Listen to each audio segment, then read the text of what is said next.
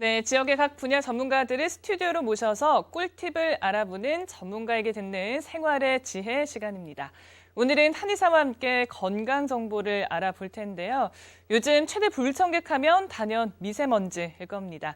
오늘 개편 첫 내용으로 미세먼지로부터 호흡기 건강을 지키는 꿀팁 알아보겠습니다. 한의사 겸 운동치료사 박호연 원장님 나와주셨습니다. 네, 어서 오세요. 안녕하세요. 예.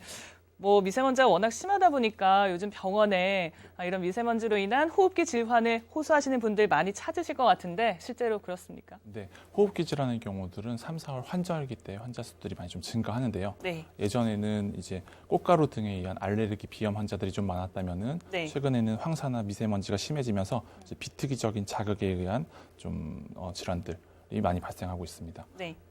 그래서 호흡기 증상으로는 대부분 기침, 가래, 콧물 등의 증상들을 호소합니다만 네. 이제 미세먼지의 위험성은 사실 발암 물질인 만큼 증상이 바로 나타나지 않기 때문에 네. 특별히 주의가 필요합니다. 네, 어쨌든 일반적으로 기침이나 가래 같은 증상이 있는 것 같은데 이런 증상들 좀 완화할 수 있는 방법 어떤 것들이 있을까요? 네, 삼국시대 기록에도 황사에 대한 기록들이 남아 있고요. 그리고 고려 시대에도 64일간 59건의 황사 기록이 있었던 걸 봤을 때 한반도 자체는 예전에 꼭 지금 같은 초미세먼지가 아니더라도 미세먼지나 황사에 대한 위험성이 항상 노출되어 있었던 것 같습니다. 네. 그래서 동의보감에도 이런 것들을 예방할 수 있는 처방들이 나와 있는데 네. 기침이나 가래 같은 경우들은 청패탕을 많이 쓴다고 기록이 되어져 있습니다. 네. 청패탕은 10여 가지 약재들로 구성이 되어져 있는데 네. 이제 식품으로 좀 잘 구할 수 있는 약재들로는 네. 도라지로 알려져 있는 길경, 그리고 귤껍질, 진피, 감초, 대추, 그리고 황금이라는 약재들을 차처럼 우려서 드신다면은 네. 증상들을 많이 완화시킬 수 있습니다. 네, 정말 좋은 건 다 들어가 있는 것 같은데 저도 사실 도라지즙이나 수세미즙 이런 거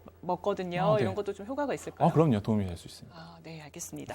어쨌든 일반적으로 다들 힘들어 하시는 것 같은데 특히나 아이 같은 노약자에게 미세먼지가 특히나 좀 안 좋은 것 같습니다. 이런 분들이 특히 주의해야 할 점이 있을까요? 그렇죠. 그래서 실제 만성 부비동염 환자들 중에서 5명 중에 1명은 9세 이하의 어린아이고요. 네. 또 어린아이 10명 중에서 1명은 만성 부비동염을 앓고 있습니다. 네. 그래서 부비동 자체가 어린아이들은 이제 확장되어져 있는 데다가 코랑 비강이랑 연결되어져 있기 때문에 호흡기 질환에서 부비동염으로 이전되는 경우들이 굉장히 많고요. 네.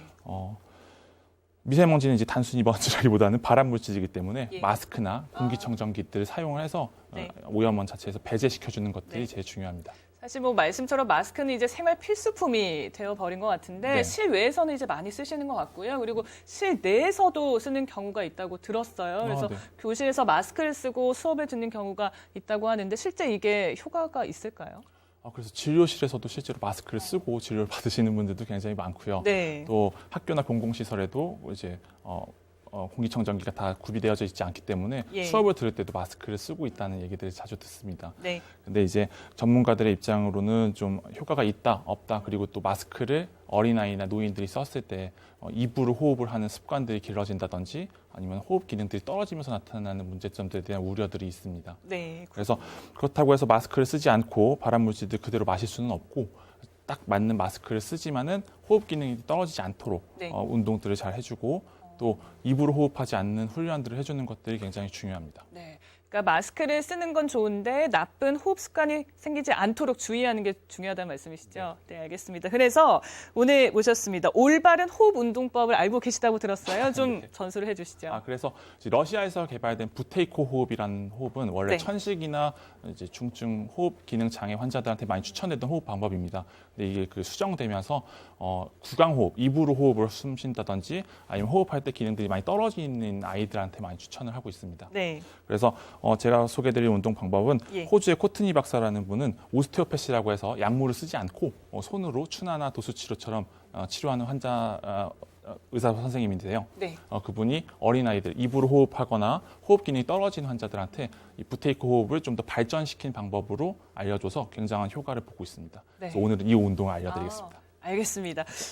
부테이코 호흡법이라고 하는데요. 그러면 하나씩 좀 네. 자세히 설명을 해주시죠. 제가 먼저 3초를 세고 하나, 둘, 셋 그러면은 코로 숨을 들이마시고요. 코로 내쉬고 손으로 코를 막습니다.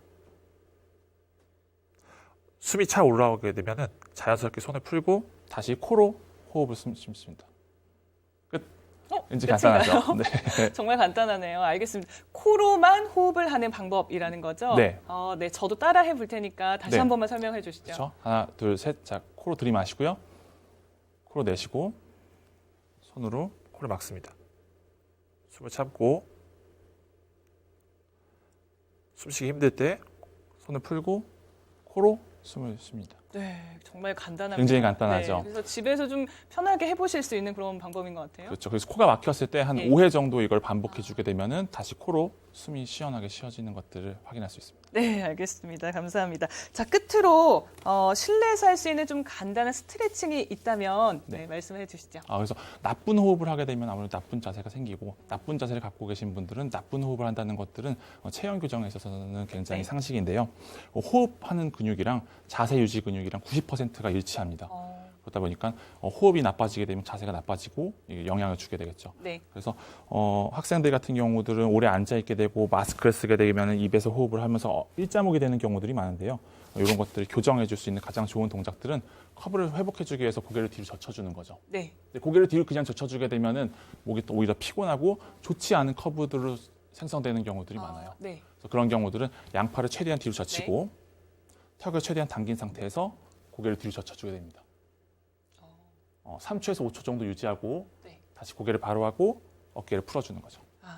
네, 알겠습니다. 다시 이렇게 스트레칭까지 꼼꼼하게 알려주셨는데요.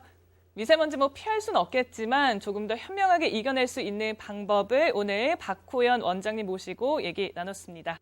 네, 오늘 말씀 고맙습니다. 감사합니다.